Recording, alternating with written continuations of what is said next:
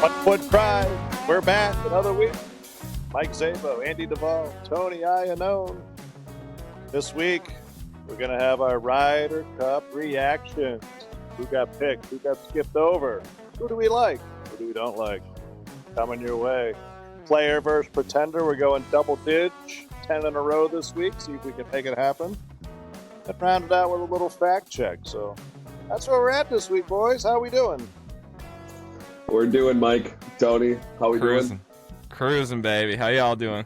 Love it. Fantastic. Well, we had a little Ryder Cup, gentlemen. Ryder Cup picks are out. Both teams. Let's dig into it. I love me some Ryder Cup. We all had our picks on who we wanted on the team, not who we thought was going to get picked, but who we wanted on the team, which had a lot of interest and some different feedback, that's for sure, with some Shipley and Brooksley and some names that maybe you don't see. But I guess we'll just I'll rip into, who made it, and then we'll get into it. So we know the six guys that were the captain's picks. The guys that qualified automatically, I should say. The captain's picks were Burns, Cantlay, Griffin, Morikawa, JT, and Young. USA is going to have 4 rookies on the Ryder Cup this year. For Europe, the captain's picks were Aberg, Straka, Rahm, Lowry, Hovland, and Fitzpatrick. So, gentlemen, what are your initial thoughts on Ryder Cup picks? Anything stand out to you? I got a bunch of questions for you, but I'd just like your initial reaction. Andy, why don't you enlighten us on your thoughts on how Keegan did? He did not pick himself. So why don't you jump into it? Yeah, pretty frustrated with that, but understand it. I think Captain Keegan is interested in just stoking a little fire underneath these boys and seeing if they can go out and win, and giving them the opportunity to prove him wrong. So hopefully they go out and win. They play great. I'm a little worried after I saw the European team come flying out here. Outside of Fitzpatrick, that team looks pretty stout. The Hogard brothers are the two that kind of flip-flopped. I think Nikolai was in the last year, and now Rasmus is in. He's been playing good golf. European team looks, like I said, fantastic. I really hope that some of these guys, Morikawa, I really hope that he proves me wrong here. I think that's a questionable pick. We're looking for guys to make putts. I don't think his flat stick's been too hot over the last 12 to 18 months. But I like a lot of the guys. I mean, Cameron Young, JT.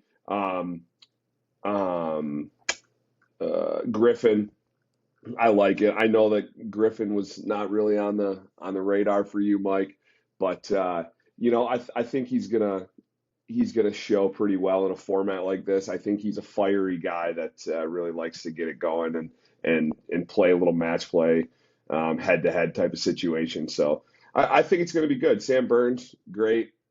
He was my pick. He was one of my picks. I thought that he was a shoe-in. I think I'm pretty sure he's made like 23 out of 25 cuts or something like that this year. 20 of 23 cuts, and then had like a decent playoff run. So we look good. I just think on paper we're gonna get hurt. I think even in New York, I think we're gonna get hurt. So, all right, yeah. Well, that's on paper. They got to play it on the course. Tony, what do you think? I agree. Have you guys ever heard the phrase "scared money don't make money"? Mm-hmm. Oh yeah, I have. I think we're suffering from a big case of that in this particular year of the Ryder Cup selections. Super disappointed, just distraught listening to this press conference. I mean, the Zoom call was like we were watching a freaking funeral. These guys are just like, oh yeah. they already know they're going to get walloped. You could see the look on their faces. It's terrible. It's just so sad. Like, you can't even take a chance. You can't even pick yourself because you're too worried about upsetting people. Come on, Cap. Come on, man. I am like so upset. Like, we're just going to get absolutely rousted here because he doesn't want to do what happened to him to someone else. But that's absolutely what needed to happen, and this is just going to be the most absolute bloodbath on our own soil. And how much money can I put on Europe? I don't know. We're going to find out, but the spreadsheet's out. He's trying to do the budgeting right now. He's like, yeah. Anything you can do to get a couple extra bucks to throw down. It's just, it's so sad. I mean, Morikawa in his own press conference says the Ryder Cup comes down to making putts, and you haven't made a putt all year. Yeah. Oh my God! I'm just like, you're done. You're done. He knows it too. That's why he's just looking like all grimaced, and it's gonna be sad. I'm concerned. What do you think, Mike? Well, my first question to you guys then would be, where should he have gone? Because if you look at Europe went chalk. Mm-hmm. They didn't skip over anybody. They went right down the list of the people that they were rating the point standings. They went right down the list, and they threw in John Rahm instead of Matt Wallace, Dietrich, Penge, Rye, Smith, or Harry Hall. They went chalk. They went right down the list. They got 11 of 12 guys coming back from the last Ryder Cup, right? America, we skipped over Maverick McNeely, Harmon, and Novak to get in Cantlay, Young, and Burns. So, I mean, I sense a lot of frustration. Obviously Keegan should have picked himself. Who would you realistically, without going to Neil Shipley, let's be realistic, let's not do that. But But who would you put in rather than what Keegan picked here? And let either of you fire away. Go ahead, Tony. Well, I mean, himself, yes, number one at position A for Colin Morikawa. Get out of here. All right. Well, how do you feel? Colin Morikawa is 141st in strokes gained putting. Yeah, good luck, buddy. And we're talking about Bethpage Black, where you can't fake it on those greens. There's no straight putts. Undulated. It's devastating. I mean, so that right there, other than in Patrick Cantlay, you have one good tournament, you get in. I don't know about that, buddy. I would have had Maverick McNeely over him. I would have loved to see Maverick. And that's not even high on my list. I think, to be honest with you, got a pretty impressive Ryder Cup record, doesn't he? Yeah. Who cares? See, I think it's very hard to leave off a guy who's, he's a vet. He's willing to kind of grind it out against some of these guys, like Rory, like Lowry, and do the things that he needs to do to get a point or to get a half a point. He made like 3 in a row to win a match or to have a match. In the last Ryder Cup late, made some putts. I'm underwhelmed by his year, but I think he's a guy that should be in there. I do. Maverick McNeely, I get it. I don't think he played well enough this year to like dodge a Griffin, to like, Cam Young's coming on hot. Like we talked about, Mike was in on that. Like, he finished strong, and that was like a way to get in. Morikawa is just like GTFO. Like, give me Denny McCarthy. I don't care who. It's a big ballpark though. You can't roll over Denny. He can't be. It's not a scramble where he could just specialize putting. Colin's not long either. Colin, I'm sure they're. I'm He sure hits a they're long. very similar in driving stats. I can check on that, but Yeah, but He could work out. Morikawa is a ball striking machine. Now, is he going to make putts? I mean, dicey as we've said. But, Yeah, but um, have to I for setup too. say that again. He might not have to make putts depending on the course setup. Agreed. Super Agreed. long, 7,400 yards, deep rough. If he just ball strikes somebody to death, and they're Do you? missing ways, and they can only make so many putts for par to stay in the game. He get two putts his way around, he could win it for sure. So here's a good question for you. Where do we think Keegan and the team are looking to set this place up? Like, are we looking at super deep rough, have to drive it well, all that stuff? Because if you go and look at the Ryder at the European team, they all do that. I Yeah. mean, they have great ball striking stats, in their own right. So they're okay. they're usually the ones that are setting it up tighter, tougher, Mm, driving off the tee. And I feel like that kind of plays into their own, into their hands than just letting it kind of bomb and gouge. yeah. I think um, I think there, and this is cute. Give me some runway here to set this up for you, but the 7,400 yards, right?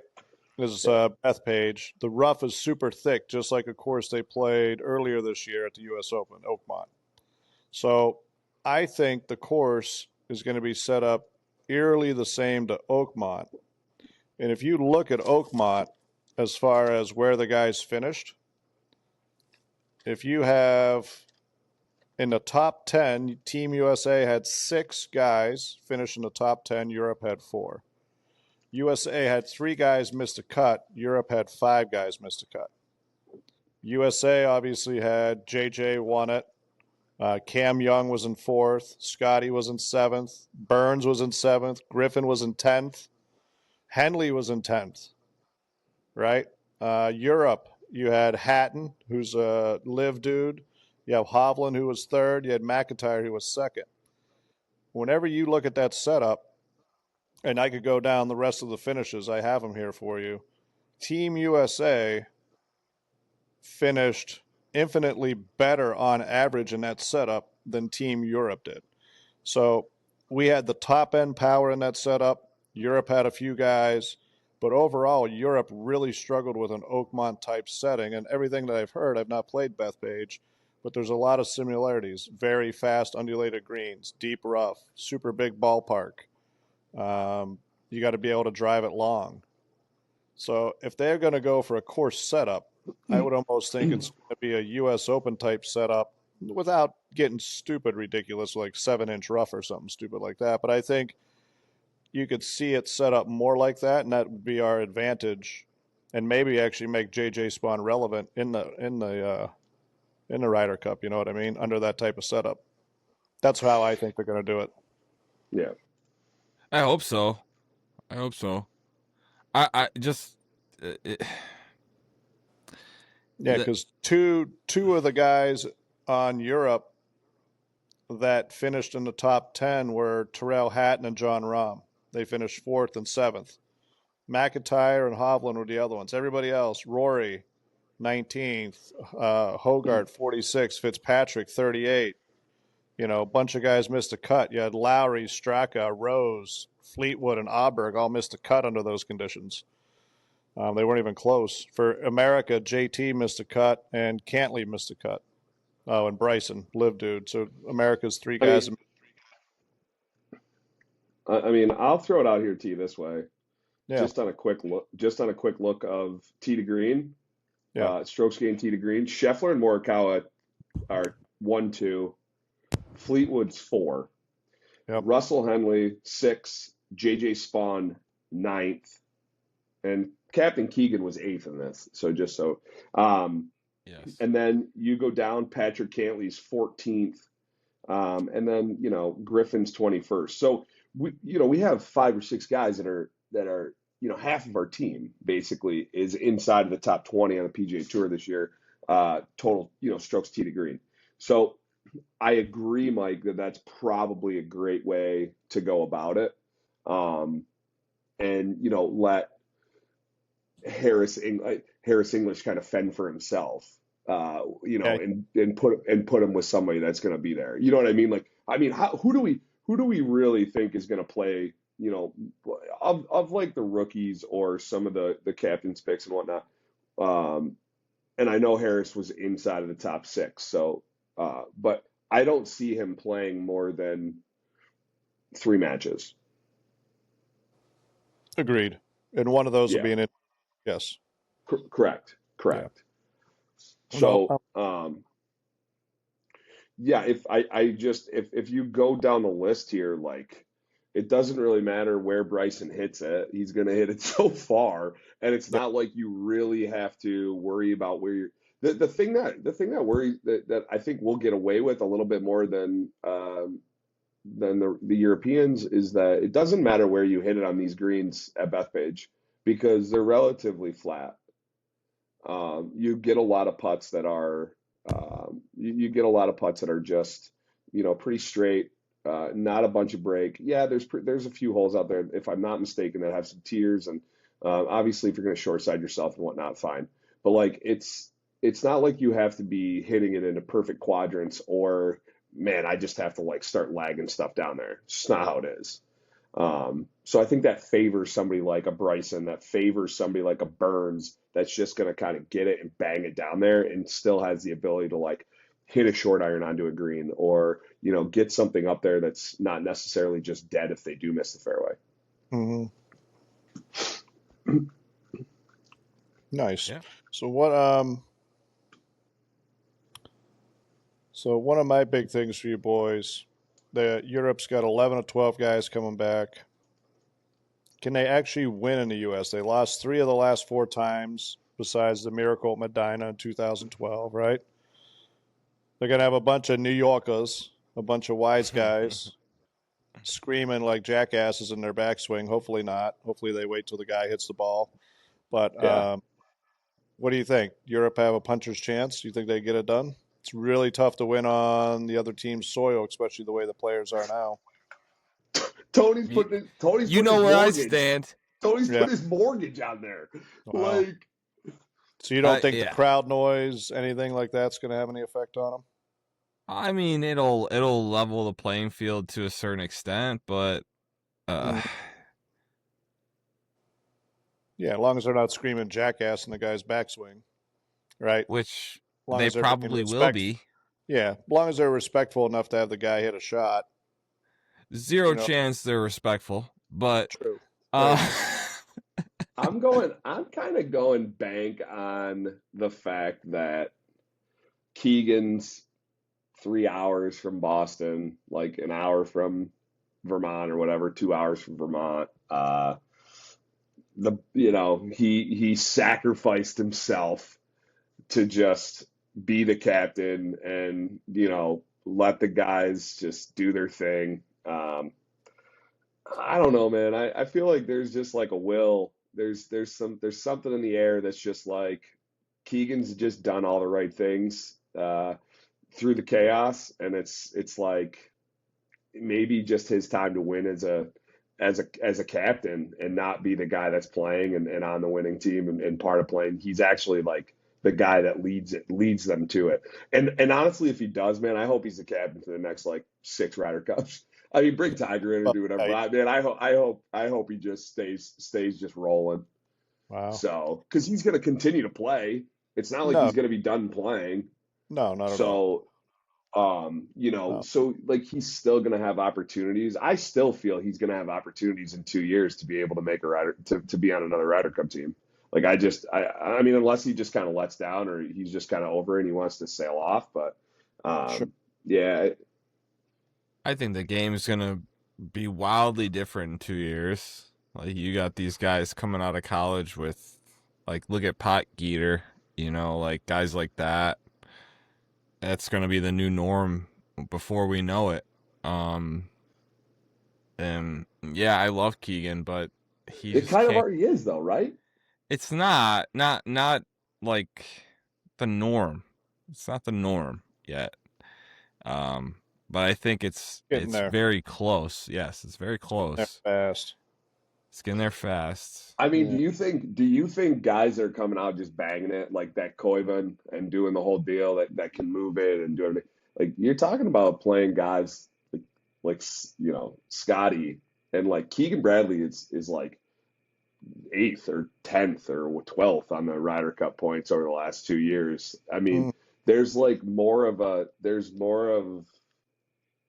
there's an art to being able to score and play golf well on the PGA Tour week in and week out. It's an art. Like it's not all these guys are doing it. You know, Cam Young is somebody that bangs it, and this guy's struggling to win, and he just won. You know, he's been there, but like he's not just Scotty Scheffler's not banging it, No. and you know he hits it far. Don't get me wrong, like Yep. relative to whatever, but like he's not just out there playing this power golf. You know, he's hitting it to the right quadrants. He's hitting it, 10 past. He's hitting it, 3 left. Like he's doing all the things that Tony but preaches. So the guys that are coming out of college are all getting that preached to them through decade, through whatever. Like they're these guys who have come up. The tour's already gotten substantially younger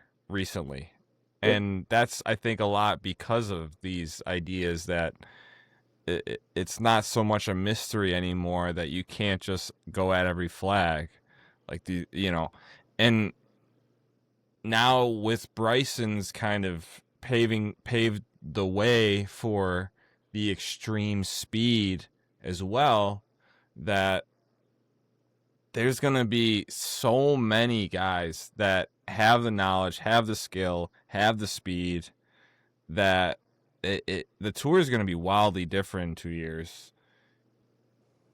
And what do you think is going to be? What is it? Just length? no, it's like you said, there is a nuance to it, and now with technology and things like force plates and 3D capture and all this stuff, that's just the curtain is being pulled back on all of these classic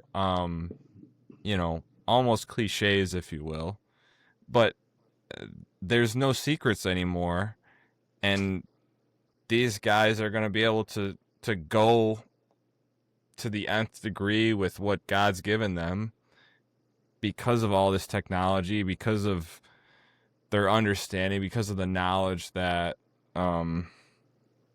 it's just there's no secrets anymore. It really isn't. And even the short game stuff, it's become such a science, the whole industry. So I don't know. I mean, I hope Keegan does have a shot, again in 2 years, as a fan of his. But I think the Neil Shipleys of the world and the Aldrich Potgeeters are just they're gonna take over very quickly. It's gonna happen very fast. I don't think it's going to happen as fast as you think. And I hope not. they've already set it up that way, because all those guys that you mentioned, all these young guys, guess what? They can't get into signature events. So they're not going to be able to earn points to get on tour. That's fair. Be in all this stuff. Fair. They get Jordan, Fair. Ricky, all these guys are going to get the signature invites and sponsors. And there's only so many people that win on tour. So while all these guys are coming out machine-like, bombing it, games, there's only so many guys that win on tour and get those spots. And the PGA Tour is making it harder. So there's going to be a haves and have-nots.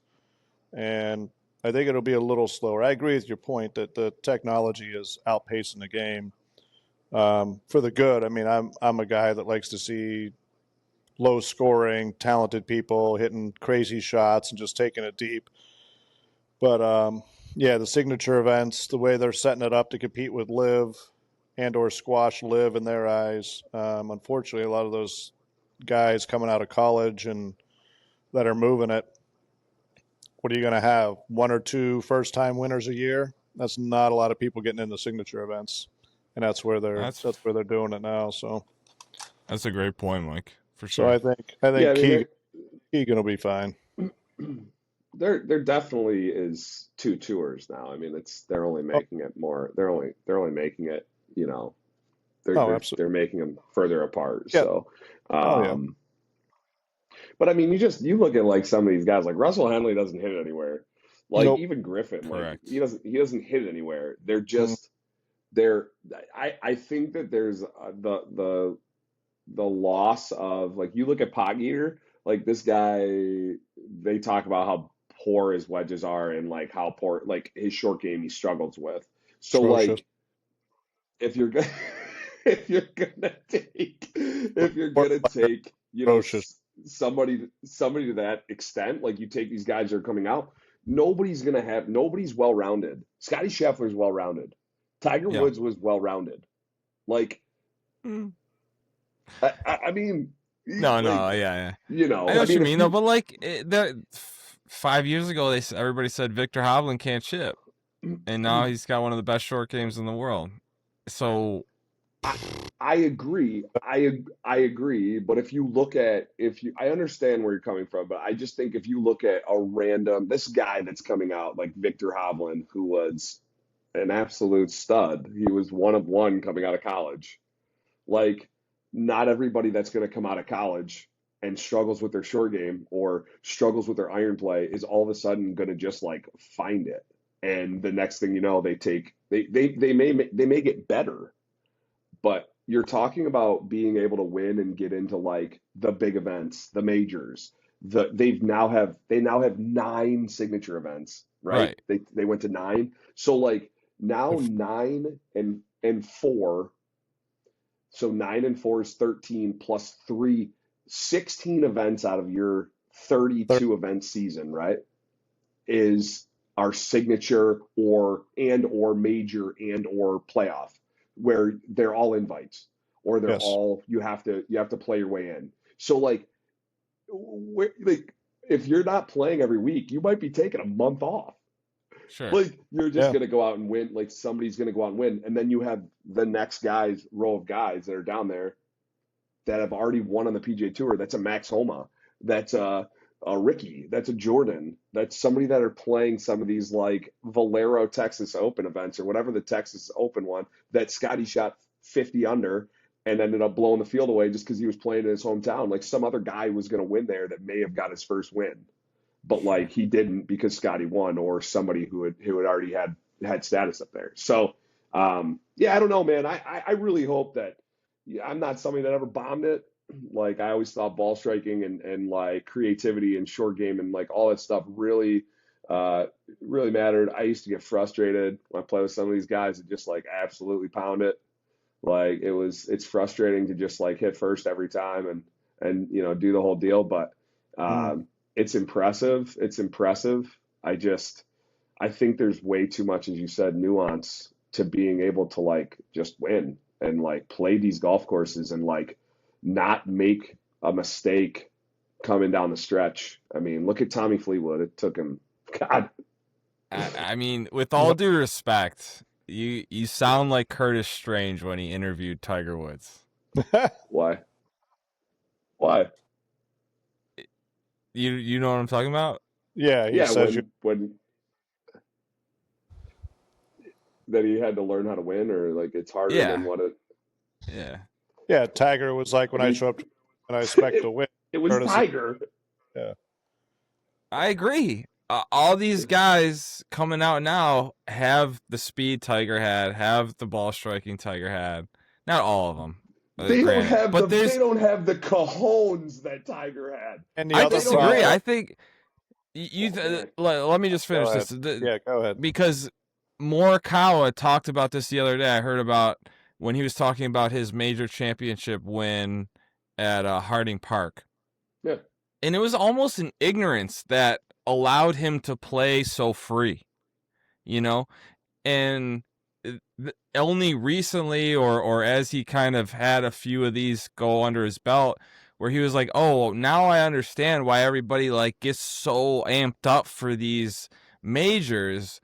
And like he was a kid. He was like not a kid, but he had that kid like ignorance that it was just like, this is just golf. Like, I'm just going to go out here and play golf like how I do. And imagine that attitude with all of these young guys coming through the ranks who have that crazy speed, have that crazy ball striking, have great short games, have great putters, and they're just ignorant, and they don't even know the gravity of the situation. They just like, there's going to be 4 or 5 of them that just roll through on a major. So, Yeah, and I could be wrong, but no, you're right. How's that going for Nick Dunlop right now? But that's what I mean. Like he did that. He did that. And yes, now it's all coming like, oh wow, the gravity is hitting him, right? And he's not doing great. And it's like the pressure of the world is on his shoulders. But there's gonna be another Nick Dunlop. There's gonna be another Aldrich Potgieter right down the pipe. So you made my point for me, which is going to be when Tiger came out 97, 98, 99, and he's having his interview with Curtis. He was the only cat on tour with that speed. He was the only, he hit it 50 by everybody on tour. Now what you're saying, Tony, is everybody can do that now. So it's totally different. No. Yeah, what you're saying, all these kids are coming out and bombing it, and they have all this speed and technology and all this other stuff. Very true. So that's why it's going to be harder versus when Tiger came out. Not only was he uber talented and had an assassin attitude and just, he'd step on the throat of anybody. Sure. He was another skill set above what anybody had seen and what was even coming up the pipeline. And it's now finally catching up, 20 years later? It caught up sooner than that. I mean, you got guys that were bombing it, but, when Tiger came on, the dude was a freak. Absolute freak with the speed that he had, and there was nobody around. Here's the only thing I would say to that point. And you say, Scotty's like 178, high 170s ball speed, low 180s. You're idea. Talking about it. I'm pretty sure that's where he's at. Yeah. And like that's the upper echelon of the tour right now. And now you have these kids coming out with mid 190 ball speed. Yep. And that is absolutely blowing it by them. And yes, when they all get in a field with each other, it's not going to feel like they're, have this special speed or anything. But when they go to compete in a major and they're playing with Russell Henley in a pairing, or even Scotty or Justin Thomas, they're going to be blowing at 30 by them. That's the only thing. Like, understood. Here's the arrogance of Tiger.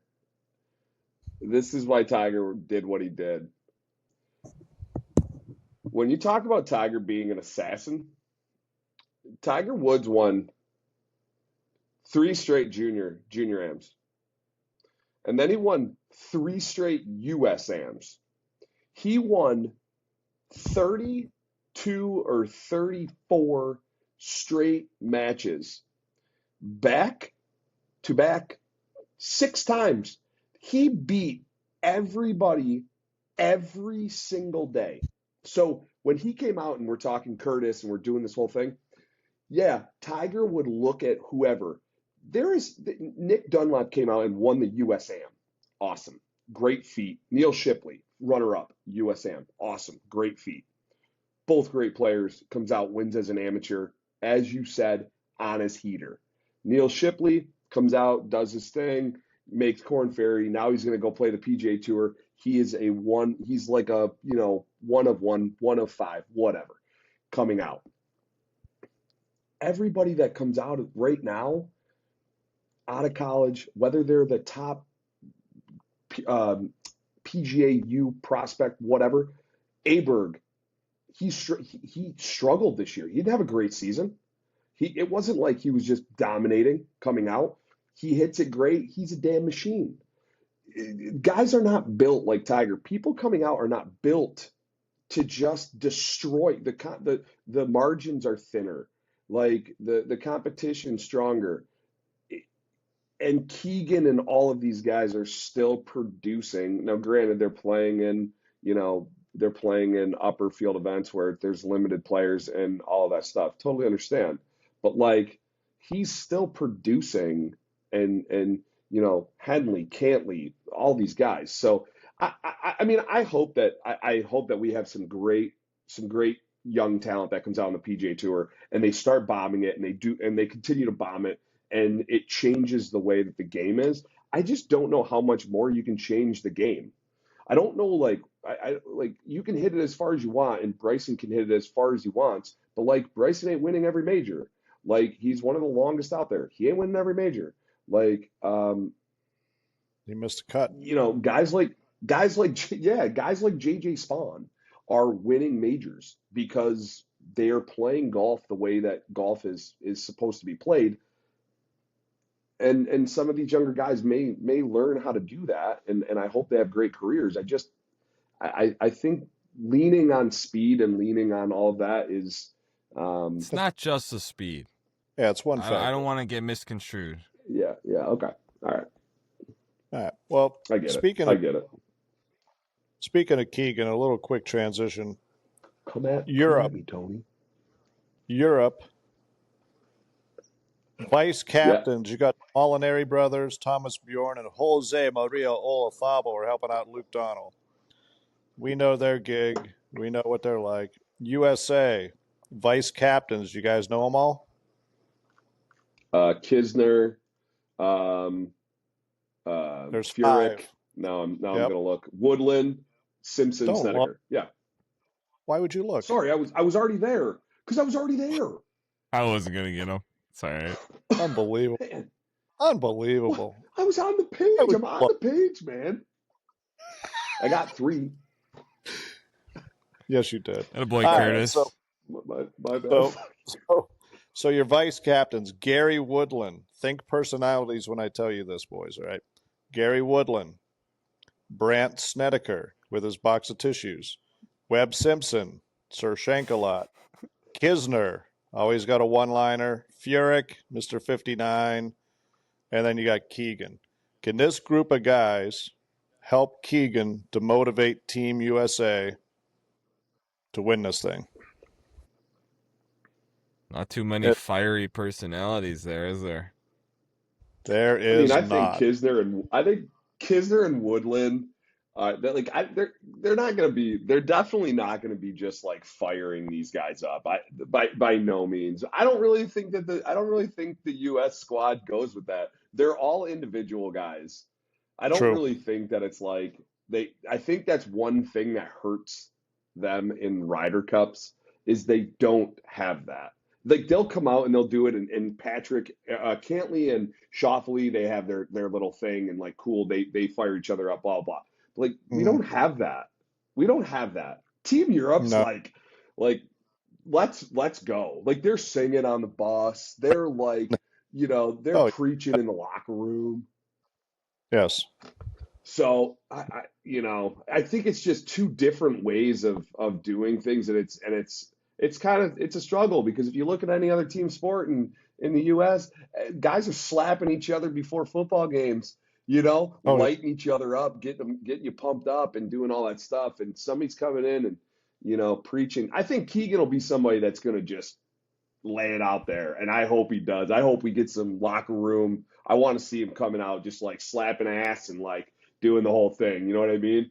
But he's the one that I could see doing it. Yeah. Agreed. Sure. Agreed. That's about it. Him and Kisner, maybe. Yeah. That's right. Where I gravitated to. Yeah. Kisner, I think, is just the guy. But yeah, the rest. Who's doing that in Europe, though?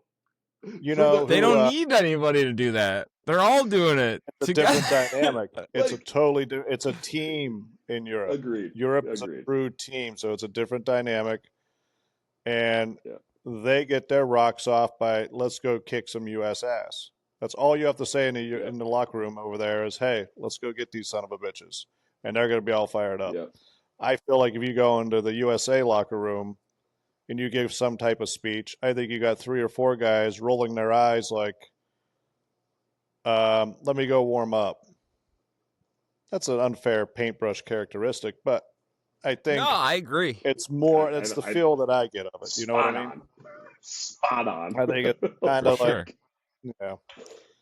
So 2 more Yeah. quick things, boys, then we'll get to player pretender. Yeah. Do you think they were recently in a movie together? They've been hanging out, doing these different cup matches. Do you think Scotty and Bryson get teamed up, and do you think they coexist? Do you think that's a good thing? Andrew, you're shaking your head already? No? Keep them apart? I just think Scotty was very vocal about the guys who left. He was just like, he didn't really, he was like, hey, you make your decision, you do this, you go over there, like, what, why are you back, blah, blah, blah, all this stuff. I think the same thing goes, like, Bryson making the comment that, like, the PGA Tour won't let him come be a part of the U.S. prep at the Procure or whatever it's called, the next Napa event. I think we want to keep Scotty just happy. Like, let's just keep him with somebody that, he's happy to play golf with. Let him pick his team, let him do whatever he wants, and Bryson. just let him go. Say that again. So you don't think that's Bryson, even though they play these no. matches together, they're in a movie together. You don't think, huh? All right. I don't like it. I don't like it at all. Tony. All right. Tony.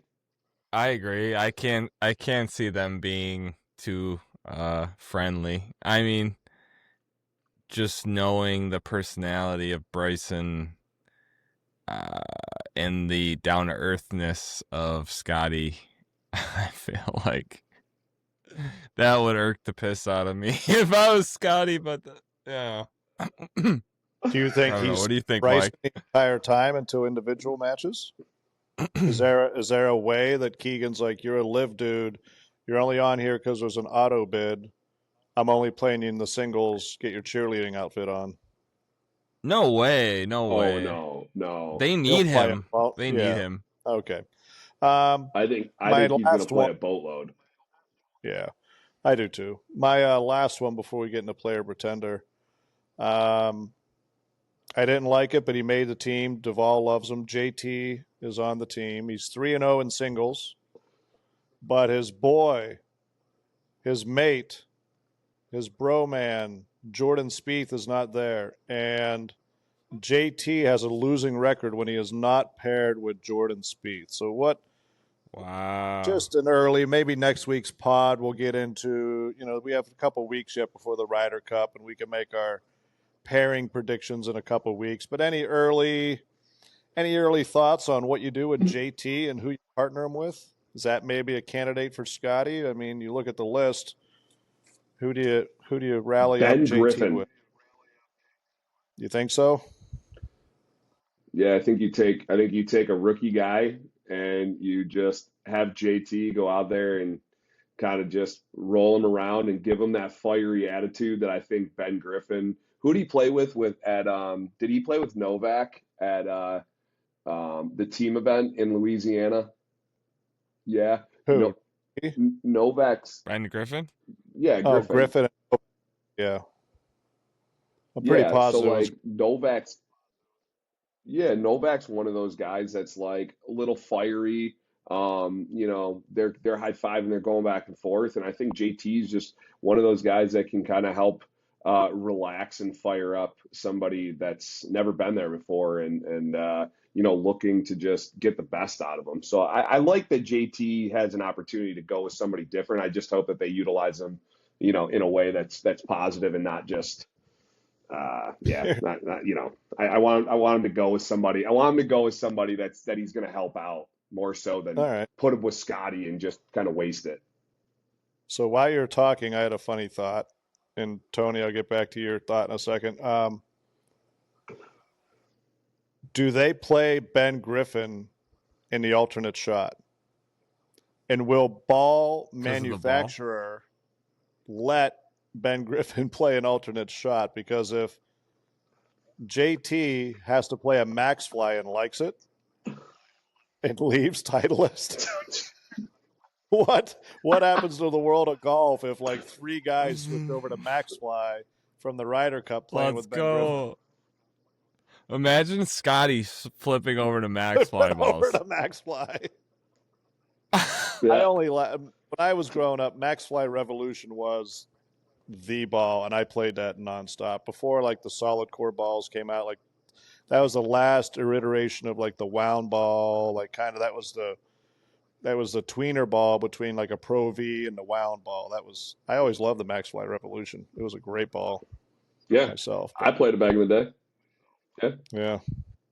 Anyway, Before I Tony, was born, so Tony, Yeah, any thoughts I mean, on do you really think we're gonna lose the Max Fly? We're gonna lose Max Fly or Titleist to Max Fly with like Scotty and whoever. Put the Jesus, cup on. here we it'd be go. amazing. Griffin, Amazing. you got to play the Titleist ball.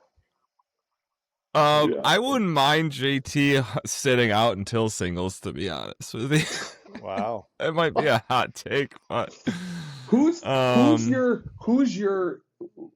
so if you don't like, that's obviously your JT take. I love it. I love it. Who do you want to see play every match? Give me 3 guys you want to see play every match. I'm guessing Scheffler, Bryson, and who else? yeah. Yeah, Scheffler's a That's a no-brainer. good question. Yeah. My third is Cam Young, easily. Yeah. With the 2. Yeah, I would third. agree with Mike. Or Burns. Young or Burns. Yeah. Yeah, I mean, like if we were gonna go like 4 guys, obviously I think Bryson and Scheffler are just shoo-ins, and then like Burns and Young. I'm a little, I'm not gonna lie, there's not a lot of options. Like Schauffele's not played well. Colin Morikawa, Nope. like we're Give me not really happy JJ about it. Spawn in every match. Sure, man. Sure, let him fly, dude. Let him fly. The kid can roll it. Like the kid can roll it. So like, and he hits it really straight. Hashtag so, like, lab. alternate shot with that guy is gonna be phenomenal.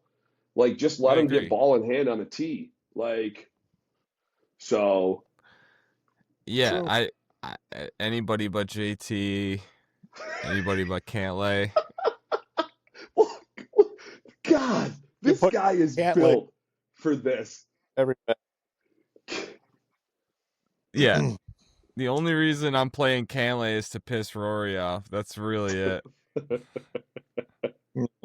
All right. Well, that's some good Ryder Talk discussion. We got a couple weeks. I would imagine we'll maybe come up with our pairings, our predictions. I'm an early favorite for the tie in Europe retaining the cup on a tie. I think that's maybe where I'm leaning right now. Be good money. There must be good odds on that, right? I have not looked at it yet, but Europe retaining on early prediction. Just to recap for our audience, our Ryder Cup, these were the people that we wanted, not who we thought was going to get picked. Duvall led the way. 4 of the guys he wanted are on the team: JT, Griffin, Burns, and Cantlay. He missed out on Keegan and Novak. Tony got 2 of his guys, Griffin and Burns. Keegan, Goddard, Reed, and Shipley did not make it. Shocker on that last one. That was weird. Shocker. And then I had Blown 2 away. guys that I wanted made it as well. Burns and Young made the team. Keegan, Goddard, Brooksy, and Reed did not make it. So we each got a little action on there. Our wish list was not completely filled out, but we got a little action anyway.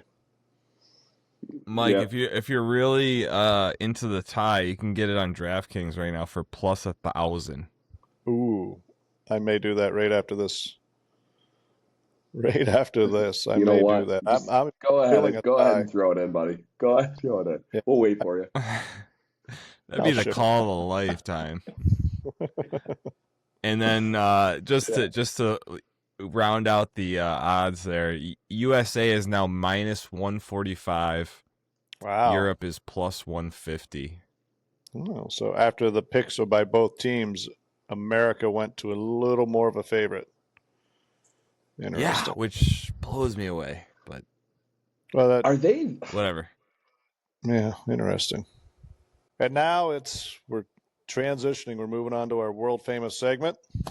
Player or Pretender. All right. We are 9 in a row, heading for 10 if we get this week. This is a huge stepping point for us to get the double digits. Tony is flashing in and out. He is going to disappear. Tony, See you, bud. Let's go. Boys, I've got a special Ryder Cup edition for us tonight. Ryder Cup. Oh, yeah. Oh, yeah. Tony Jacklin. What are we doing here? I went full Euro team because I think USA would be a little too easy. Jesus, we're in for it, Duvall. But, yeah, here we go. They all sound the same in Europe. That's right. We've got difficult. A classic golf version of Two Truths and a Lie. I give you 3 golfers. You find the pretender. Here we go. All right, boys. Player number 1, Brian Huggett. Born in Wales, Brian Huggett was a consistent presence in British golf through the 1960s and 1970s. He represented Europe in 6 Ryder Cups, 63, 67, 69, 71, 73, and 75. Was known for his clutch putting. Huggett won 16 times on the European Tour, played a key role in the 69 Ryder Cup, where he halved his match to contribute to the historic 16-16 tie at Royal Birkdale. That was golfer number 1, Brian Huggett. Golfer number 2, Peter Baker, an Englishman. Peter Baker earned his Ryder Cup spot in 93 after a strong run of results on the European Tour. Though not a household name, he made headlines by defeating U.S. star Corey Pavin in singles on Sunday at the Belfry. Baker won 3 times on the European Tour and later went on to captain Great Britain and Ireland in the Seve Trophy. Despite never breaking through in majors, his Ryder Cup record gave him a place in golf history. That is golfer number 2, Peter Baker. Finally, golfer number 3, Andrew Langhorne. Hailing from Scotland, Andrew Langhorne qualified for the 1991 Ryder Cup team after a breakout season on the European Tour, where he collected 2 victories and finished inside the top 10 on the Order of Merit. In the Ryder Cup at Kiowa, he partnered with Sam Torrance in foursomes, but failed to secure a point across 2 matches. Langhorne returned to European Tour play after the Ryder Cup, but never regained the same form, recording only 1 professional win. That is golfer number 3, Andrew Langhorne. All right, I'm just taking some notes. So, Tony, Yes, sir. names. If I could have the names one more time. Yep. And then the years they played in the Ryder Cup one more time. Yep. Brian Huggett, years played in the Ryder Cup, 63, 67, 69, 71, 73, and 75. Peter Baker, played in the Ryder Cup in 93, and Andrew Langhorne played in the Ryder Cup in 91. How do you spell Huggett? Huggett.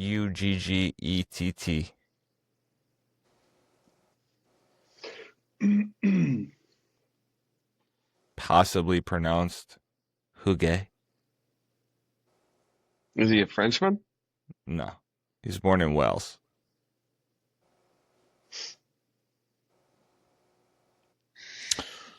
All right. Well, the years match up, so that sucks. I'm just trying to fact check anything I could, Duvall, on the background of these guys.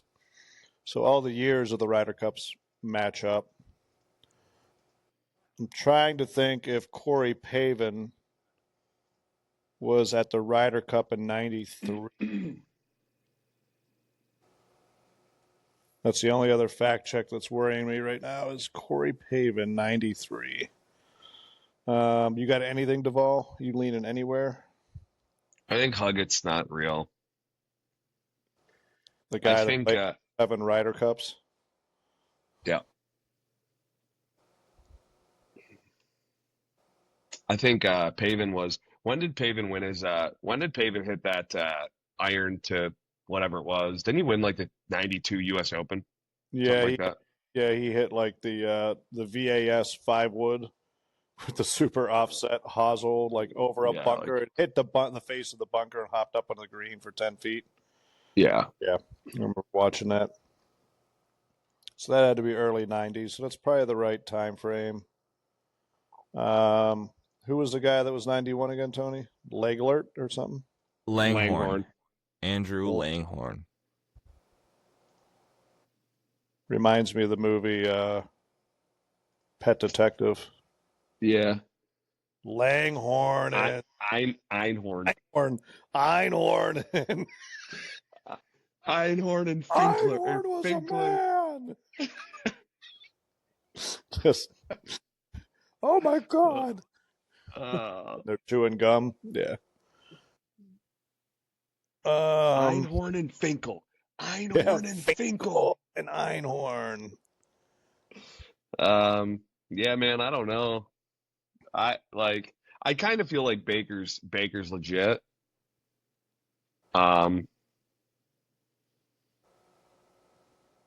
Just because I feel like Corey Pavin won in that time frame, and then so it was like Probably he's on the decent. Ryder.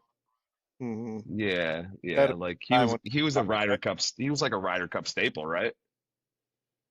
For a little Pavin? bit. And it was early. That was back when Curtis Strange, those guys were on the Ryder Cup, and that would have been that era because once you start getting later 90s, now you start getting into like Mickelson, VJ. Yeah. Well, Jansen won the 92, I believe, U.S. Open. Jansen did. So one of them is 91. Curtis Strange went back to back, what, 88, 89 or 89, 90? I think they were both in the 80s. Or did Curtis Strange three-peat? What was his big claim to fame? Did he have 2 in a row or 3 in a row, Curtis? I don't know. Good question. I remember I wish I would. That front bunker. He was in the front bunker, and that's funny. Thanks, Tony. I mean, I think at this point we just have to rip it. Yeah, he hasn't gone number 1 for a while. That's what I just don't even. I don't even know if it's one. I'm just kind of going with. This guy's played in 7 Ryder Cups, and I've never heard of him. I don't care if they're from 70 to anywhere. Like, there's 6 Ryder Cups, and we've never even heard of them. 5. Like, I'm sure Jack Nicklaus would know him because he probably whooped his ass every year if he was on that team. Yeah. How many career wins does this Hugo have? 16 European Tour wins. Jesus, that just seems out of this world. And that's the first guy? Yeah. Correct. And so 16 European wins, plus he had 6 Ryder Cup appearances. There's 7 Ryder Cups. And this was during the time when Seve was playing and I don't know, man. I really don't have any idea, but like when he started listing off everything that was going on, I'm like, this has got to be somebody else's bio. like who is this guy? You know? Maybe it was Tony Jacklin. I don't know. Yeah, let's I'm purely going I'm purely going on like my I have no idea who these guys are, and I'm purely going off of my first thought. Like I'm just so, and I mean it just is what it is. All right, let's do it. 1. Tony, we're going 1. Final answer, boys. Yeah. Womp, God boys. damn, I was pulling for you too. Golly, that is rough. It is Andrew Langhorn, totally fictional. Oh, boys. Brian Huggett is very real. Brian Huggett, huh? Yeah. Sorry, Michael. No, it's all right. Mike. Put as well. We're right. God. Hell of a run, boys. Hell of a run. I don't know whether to cry or just feel good that the pressure's off. I mean, I've got a lot of social media feedback that it's an amazing feat that we are up against. The streak, it's a lot of pressure to be on a streak and to keep it going. Sleepless nights, the commitment to not researching anything in advance, just going straight off of knowledge. It was tough. I respect it. You guys did incredible leading up to tonight, I gotta say. Well, How about Brian Huggett? How about Brian Huggett? How about what's him? his Ryder Cup record? He's probably 0-15. Probably not good. Unless he didn't have to play Palmer or Nicklaus. Brian Huggett Ryder Cup record 9, 10, and 6. Well, better than I thought it would be. Not bad. Unbelievable. All right, well, one streak ends and we got to start a new one, I guess. Tony, good touche, Yeah. sir. He had to go to European Ryder Cup. I was pulling like- for you guys. I was. We even nailed the Asian one. That was good. The Asian tour. That We was nailed the Asian unbelievable. tour. Now I'm gonna have to just somewhat go, just touch up a little bit on my European Ryder Cup stuff, just in case, boys. Like, my lord. A hell of a run. I think next week would have been what is it? President Cup, the World Yeah. from the Yeah, six. it would have been. Yeah, whatever the first one International. was out, the second international, the world team. Yeah. Australian won 3 Like- Outback challenges. Was third alternate on the President's Cup team in 1972. This is the all sushi team for you guys.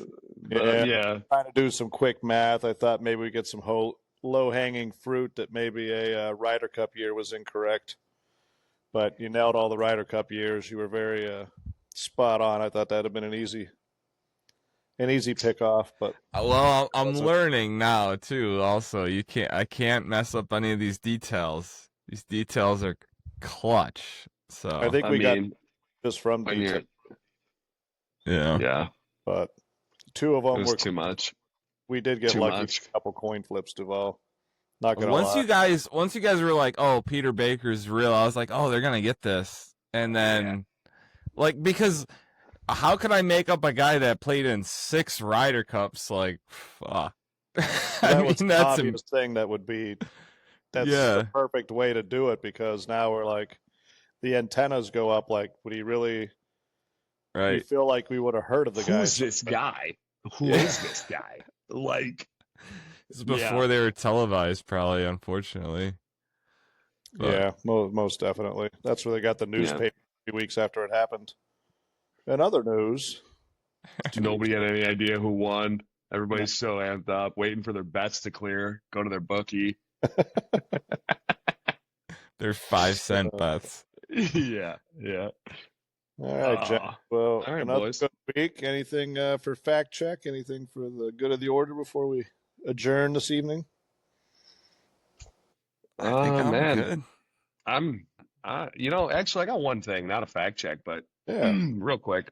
Did you guys hear that they're actually taking away five spots for Masters invites from the fall series and giving them to country opens? Unreal, huh? You know Oh, why? I right? didn't hear that. Live? Yep, that's how they're going to get the Live boys in. That's why they finally spilled the beans on why Joaquin Neiman got the special invite this year, because that's one of the ones that has a special invite going forward because he won the tournament that would have had an Masters Championship coming up this following year. So that's the way that they're going to get the Live Open boys it back up. once their world rankings and everything else disappear, prior champions disappear. Yeah. You got it. Wow. Man, Augusta just pushing the Live agenda. Wow. interesting. Very Mhm. interesting. So, yeah, that's all I had. That's All I about the had. Benjamins, baby. Give me that Saudi money. Give me that Saudi money. Yes, sir. So, Everybody on tour takes it already, so why can't Live? True that. Yeah. All right, gents. Cheers, boys. Cheers. I try, but even on my best days,